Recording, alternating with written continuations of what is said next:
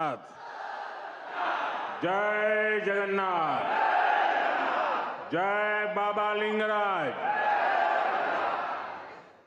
मोर प्रिय ओडिशा वासी को नमस्कार, जोहार। ओडिशा के राज्यपाल हरिबाबू जी, हमारे लोकप्रिय मुख्यमंत्री मोहन चरण मांझी जी, केंद्रीय मंत्रिमंडल में मेरे सहयोगी जुएल ओरांव जी, धर्मेंद्र प्रधान जी, अश्विनी वैष्णव जी, ओडिशा के उप मुख्यमंत्री कनकवर्धन सिंहदेव जी, प्रभाती परिदा जी, राज्य सरकार के अन्य मंत्रीगण, सांसद और विधायकगण और ओडिशा के मेरे सभी भाइयों और बहनों, आज 20 जून का ये दिन बहुत विशेष है। आज ओडिशा की पहली बीजेपी सरकार ने सफलता के साथ 1 साल पूरा किया है। ये वर्षगांठ सिर्फ सरकार की नहीं है, ये सुशासन की स्थापना की वर्षगांठ है। यह 1 साल जन सेवा और जन विश्वास को समर्पित है। ये ओडिशा के करोड़ों मतदाताओं के विश्वास पर खरा उतरने के ईमानदार प्रयास का एक शानदार वर्ष है। मैं ओडिशा की जनता का, आप सभी का हृदय से अभिनंदन करता हूं।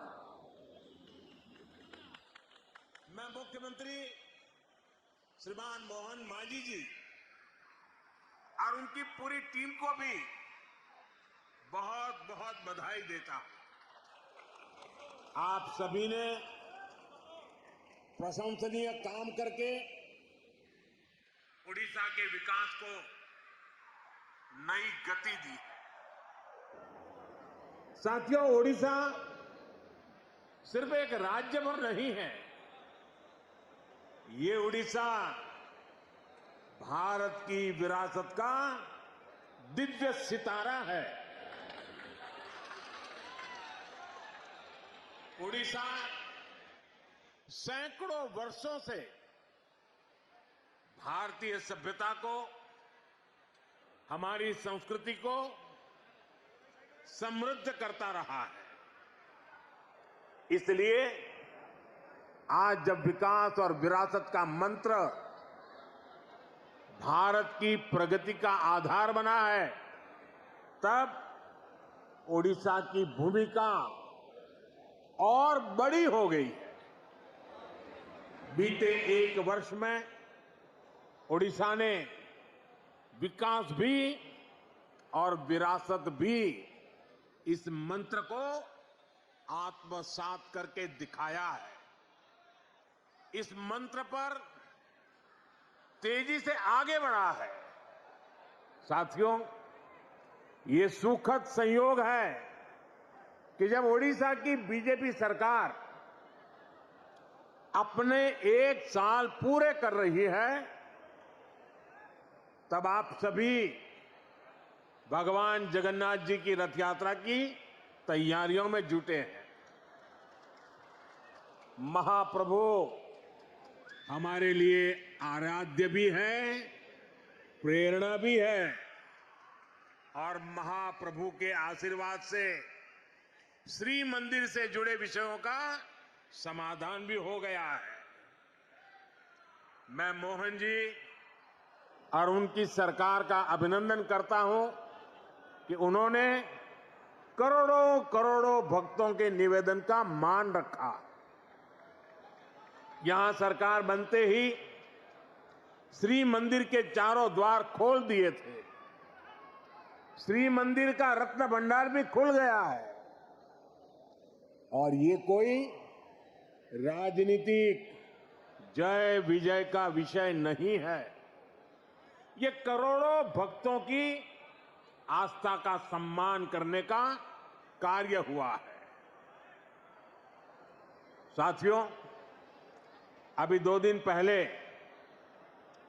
मैं कनाडा में G7 समिट के लिए वहां था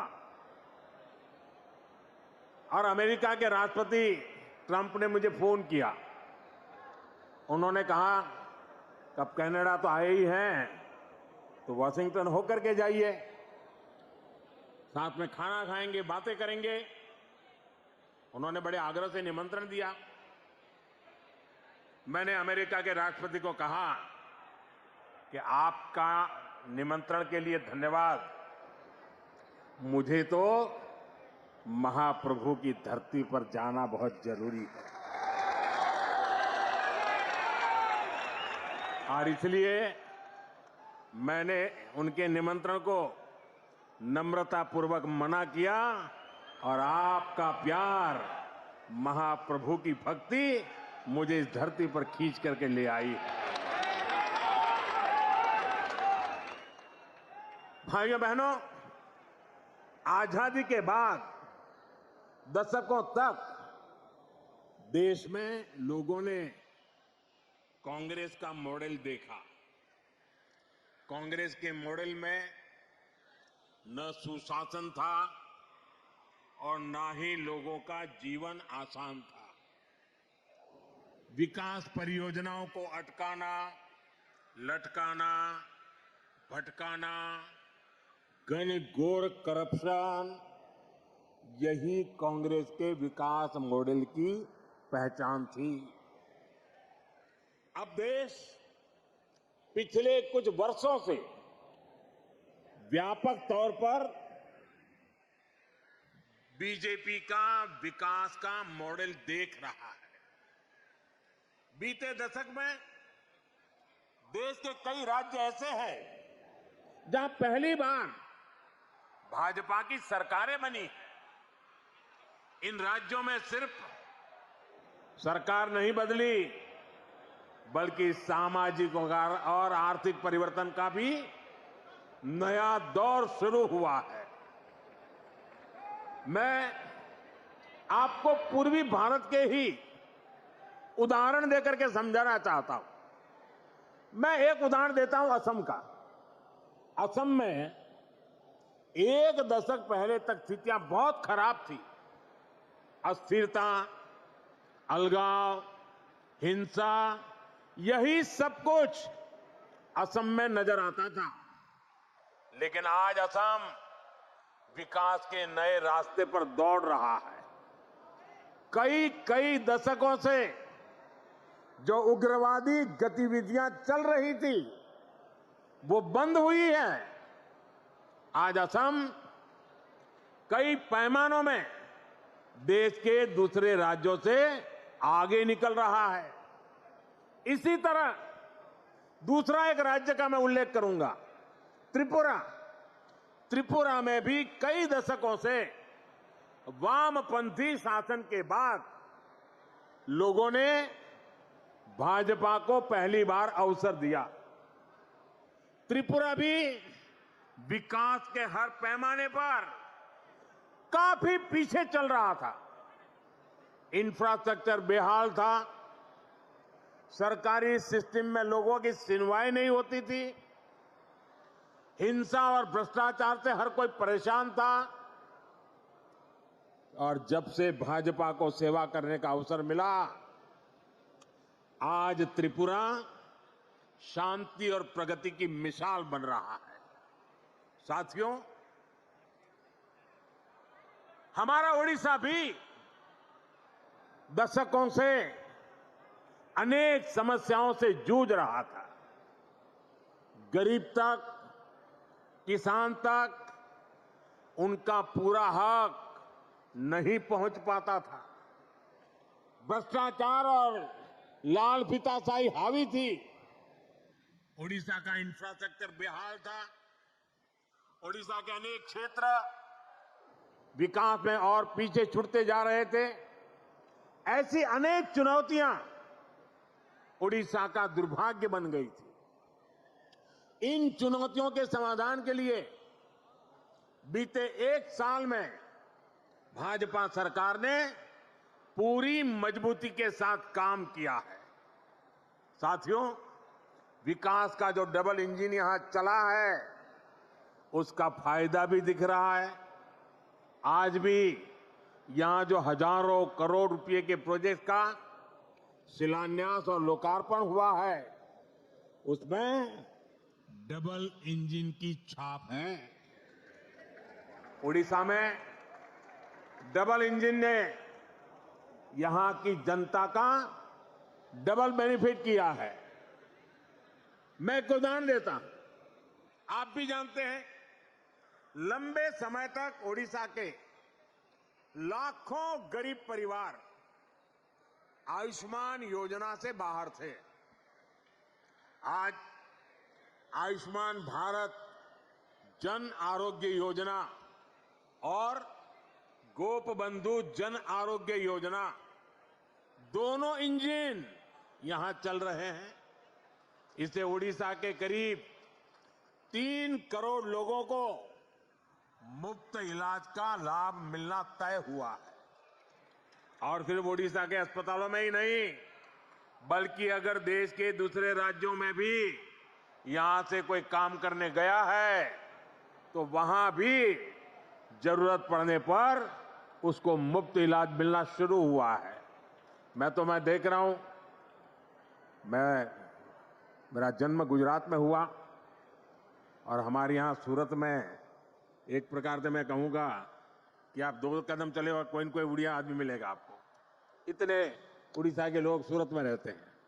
अब इस योजना का लाभ सूरत में रहने वाले मेरे उड़ीसा के भाई बहनों को भी मिलेगा। अभी तक उड़ीसा के जिन 2 लाख लोगों का इलाज इस योजना के तहत हुआ है, उसमें अनेकों लोगों ने देश के 1 दर्जन से ज्यादा राज्यों में मुफ्त इलाज पाया है। 1 साल पहले तक इतने सारे साथियों को मुफ्त इलाज की ऐसी सुविधा संभव ही नहीं थी। इस डबल इंजन के साथ सोने पर सुहागा वाली बात भी हुई है। यहां ओडिशा में 70 साल से ऊपर के 23 लाख से ज्यादा बुजुर्ग हैं। उन्हें प्रधानमंत्री वय वंदना योजना के माध्यम से 5 लाख रुपए तक का मुफ्त इलाज मिलना पक्का हुआ। यानी सामान्य परिवारों की बहुत बड़ी चिंता कम करने का काम हमारी सरकार ने किया है। इसी तरह पहले ओडिशा के किसानों को किसान सम्मान निधि का पूरा लाभ नहीं मिल पाता था। जब ओडिशा के किसानों को केंद्र और राज्य दोनों की योजनाओं का डबल लाभ मिलना शुरू हो गया है। हमने किसानों को धान का अधिक मूल्य देने की जो गारंटी दी थी, उसका भी लाखों धान किसानों को लाभ मिला है। साथियों, केंद्र की ऐसी कई योजनाएं हैं जिनका पूरा लाभ पहले ओडिशा को नहीं मिल पाता था। आज केंद्र और राज्य दोनों सरकारों की योजनाओं का बेनिफिट लोगों को मिल रहा है। यही नहीं, चुनाव के दौरान जो भी गारंटियां माताओं, बहनों, किसानों और नौजवानों को हमने दी थी, उनको तेज गति से जमीन पर उतारा गया है। साथियों, हमारी की एक बहुत बड़ी उपलब्धि वंचितों के सशक्तिकरण की रही है। ओडिशा में तो बहुत बड़ी संख्या में हमारा जनजातीय समाज रहता है, लेकिन दुर्भाग्य से अतीत में आदिवासी समाज को निरंतर उपेक्षा मिली। उनके हिस्से में पिछड़ापन रहा, गरीबी रही, अभाव रहा। लंबे समय तक जिस पार्टी ने देश पर शासन किया, उसने आदिवासियों को अपनी राजनीति के लिए इस्तेमाल किया। इन लोगों ने आदिवासी समाज को न विकास दिया, न भागीदारी दी। इन लोगों ने देश के बड़े हिस्से को नक्सलवाद, हिंसा, अत्याचार की आग में धकेल दिया। साथियों, हालात ये थे कि 2014 से पहले तक देश में 125 से अधिक आदिवासी बाहुल्य जिले नक्सली हिंसा की चपेट में थे। आदिवासी क्षेत्रों को रेड कॉरिडोर के नाम पर बदनामी दी गई थी। इनमें से अधिकतर जिलों को पिछड़ा घोषित करके पल्ला झाड़ लिया गया था। भाइयों बहनों, बीते वर्षों में हमने आदिवासी समाज को हिंसा के माहौल से बाहर निकालकर विकास के नए पथ पर ले जाने का काम किया है। भाजपा सरकार ने एक तरफ हिंसा फैलाने वालों के खिलाफ सख्त एक्शन लिया, दूसरी तरफ आदिवासी क्षेत्रों में विकास की नई गंगा बहाई। इसी का नतीजा है कि आज नक्सली हिंसा का दायरा देश में 20 से भी कम जिलों तक सिमट गया है और जिस तेजी से कार्रवाई हो रही है, उससे बहुत जल्द ही आदिवासी समाज को हिंसा से मुक्ति मिलेगी। देश में नक्सलवाद खत्म होगा और ये मोदी की गारंटी है।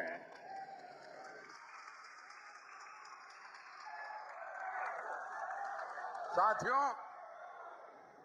आदिवासी साथियों के सपने पूरे करना, उन्हें नए अवसर देना, उनके जीवन से मुश्किलें कम करना हमारी सरकार की प्राथमिकता है। इसलिए पहली बार जनजातीय विकास के लिए 2 बहुत बड़ी राष्ट्रीय योजनाएं देश में बनी है।